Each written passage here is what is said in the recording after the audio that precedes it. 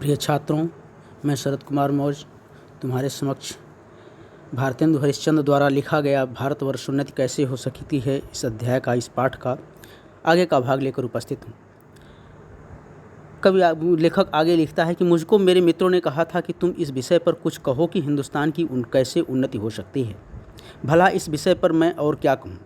भागवत में एक श्लोक है कि निर्देह माद्यम सुलभम सुदुर्लभम प्लवम सुकल्पम गुकड़ कर्णधारम मयानुकूलेन नभः स्वतेतुम पुमान भवाब्धिम न तरेत स आत्महा।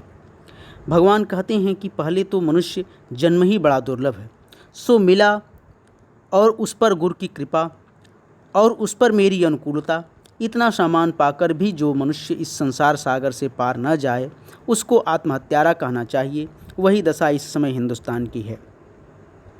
वह कहते हैं कि वह गीता का एक श्लोक देते हैं और भागवत का एक श्लोक बताते हैं और उस श्लोक का अर्थ भी बताते हैं कि भगवान कहते हैं कि पहले तो मनुष्य जन्म ही बड़ा दुर्लभ है। श्री कृष्ण कह रहे हैं कि पहले तो मनुष्य का जन्म लेना ही, मनुष्य का जन्म पाना ही बहुत दुर्लभ है, और यह मिल गया तो उसके बाद गुरु की कृपा भी मिलना कठिन है, वह भी मिल गई। और मेरी अनुकूलता मतलब ईश्वर की अनुकूलता, ईश्वर भी आपके अनुकूल हैं, ईश्वर की कृपा दृष्टि भी आप पर हमेशा बनी हुई है। इतना कुछ होने के बाद भी जो मनुष्य इस संसार सागर से पार न जाए उसको आत्महत्यारा ही कहना पड़ेगा। अर्थात वो आत्महंता है, अपना नुकसान पहुंचाने वाला है, आपको नष्ट करने वाला है, अपना सब कुछ नष्ट कर देने वाला है। क्योंकि उसको एक तो मानव जीवन मिल गया है, मुक्ति पाने का सबसे बड़ा स्रोत है, सबसे बड़ा साधन है। उसके बाद उसको अच्छे अच्छे गुरु भी मिल गए और ईश्वर की कृपा भी बनी हुई है, ईश्वर की कृपा भी मिली हुई है। श्री कृष्ण ने कहा कि मेरी कृपा मिली हुई है। इस पर भी जो मनुष्य अपने जीवन से पार न जाए, कर्म न करे, श्रेष्ठ कर्म न करे, तो उसे आत्महत्यारा ही कहेंगे, अर्थात आत्महंता ही कहेंगे। और यही दशा इस समय हिंदुस्तान की है। हिंदुस्तान भी इस समय ऐसे ही आत्महंता व्यक्ति बना हुआ है, अपना नुकसान करने वाले लोग बने हुए हैं। बहुत लोग यह कहेंगे कि हमको पेट के धंधे के मारे छुट्टी ही नहीं रहती है बाबा, हम क्या उन्नति करें। तुम्हारा पेट भरा है, तुमको दूर की सूझती है। यह कहना उनकी बहुत भूल है। इंग्लैंड का पेट भी कभी यूं ही खाली था। उसने एक हाथ से अपना पेट भरा और दूसरे हाथ से उन्नति के कांटों को साफ किया।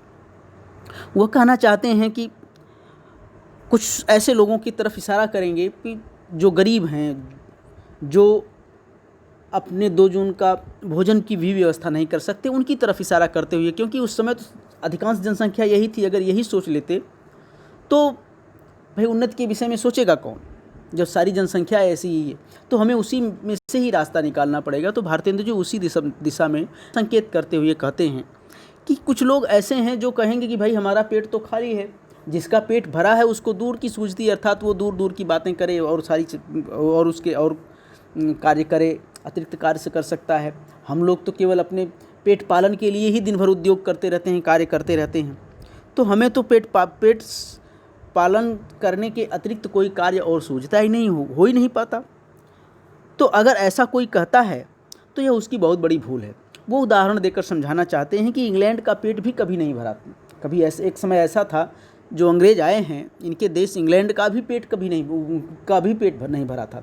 तो ये क्या किए, एक हाथ से अपना पेट पालन किए और दूसरे हाथ से अपने उन्नति के रास्तों को साफ किए, उन्नति के कांटों को साफ किए, अर्थात उन्नति के मार्ग को प्रशस्त किए, बचत किए, और भी अपनी एक हाथ से पेट का पालन किए, अपना पालन पोषण किए, और दूसरा कर्म वो अपने उन्नति के मार्ग को साफ किए। फिर क्या इंग्लैंड में किसान, खेत वाले, गाड़ीवान, मजदूर, कोचवान आदि नहीं हैं? किसी देश में भी सभी पेट भरे हुए नहीं होते, किंतु वे लोग जहाँ खेत बोते हैं वहीं उसके साथ यह भी सोचते हैं कि ऐसी कौन सी नई कल या मसाला बनावें जिससे इस खेत में आगे से दूना अन्न उपजे। कहने का तात्पर्य यह है कि जो और देश के लोग हैं वह अपने में उसी मंडूकता में नहीं जीते, मंडूकता में नहीं जीते कि जो हमारा हो रहा है वही चलता रहे, ऐसा नहीं। वो हमेशा इस तरह का तर्क करते रहते हैं, इस तरह पर इस विषय पर विचार करते रहते हैं कि अगर हमारे खेत में आज जो अन्न उत्पादन हो रहा है, इसका उत्पादन किस विधि से, किस तरीके से और बढ़ सकता है।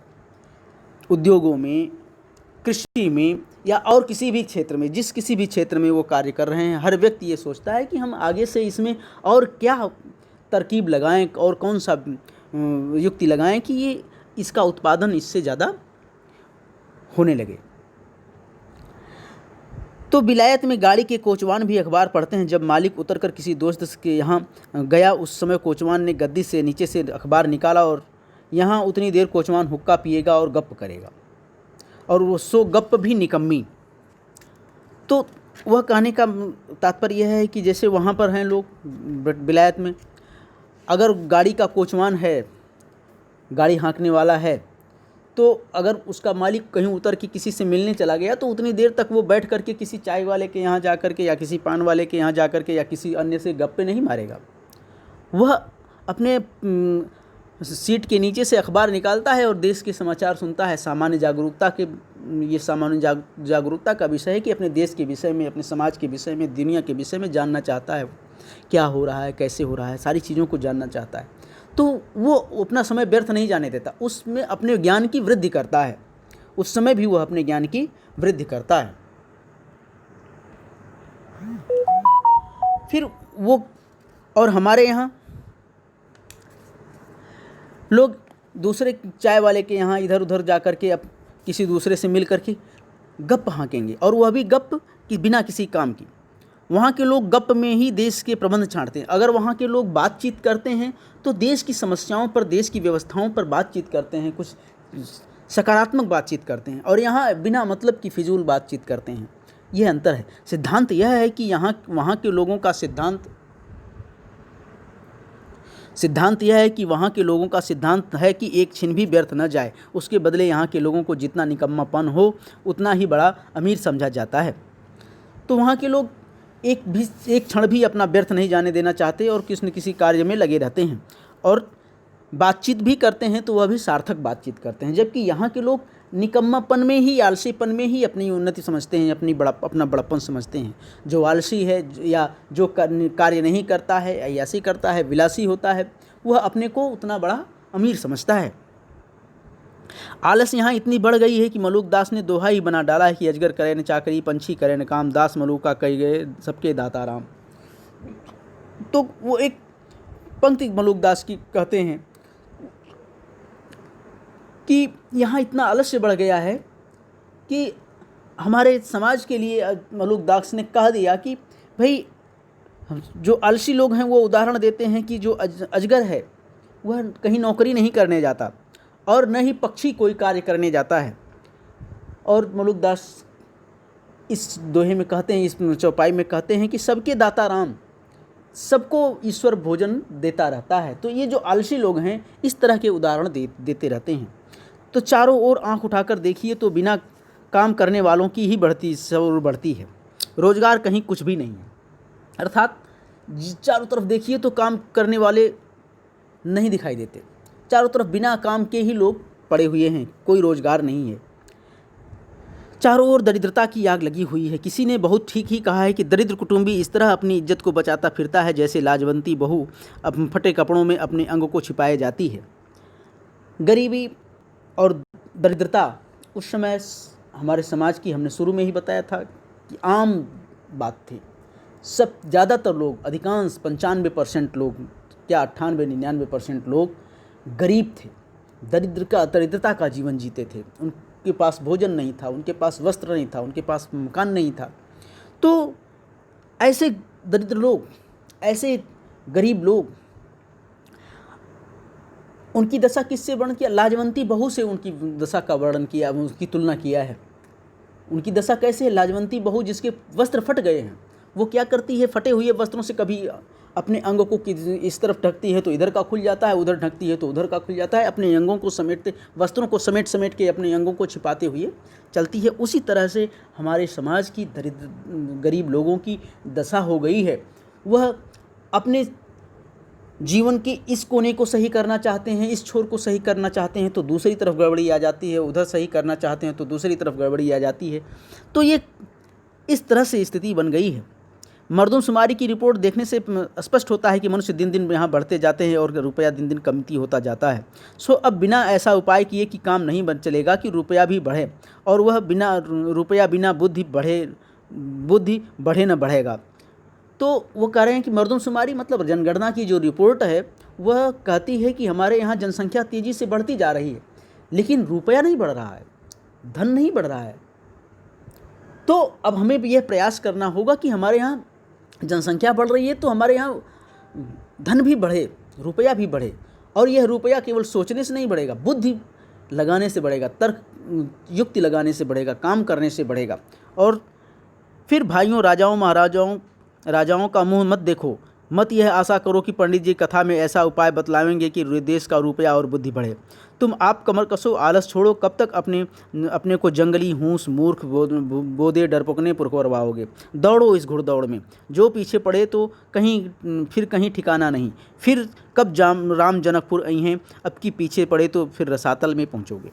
कहने का तात्पर्य यह है कि कोई राजा महाराजा आपको उन्नति के मार्ग दिखाने वाले नहीं हैं, और न ही उन्नति के लिए कोई पंडित जी आपको कथा में कोई मार्गदर्शन सुझाएंगे कि आपको ये कार्य करिए तो आपको उन्नति हो जाएगी, या इससे आप ये कमाई बढ़ जाएगी, रुपया धन बढ़ जाएगा। ऐसा कुछ नहीं है।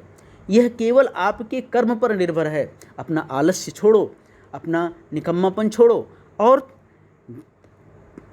अपने बुद्धि विवेक का प्रयोग करते हुए अपने कर्म को, अपने कार्य को और अधिक बढ़ाओ, अपना परिश्रम और बढ़ाओ और अधिक कार्य करो। और इस घुड़दौड़ में अगर पीछे रह गए, इस विकास की दौड़ में अगर पीछे रह गए तो पीछे ही रह जाओगे, फिर आगे पहुंचना मुश्किल हो जाएगा।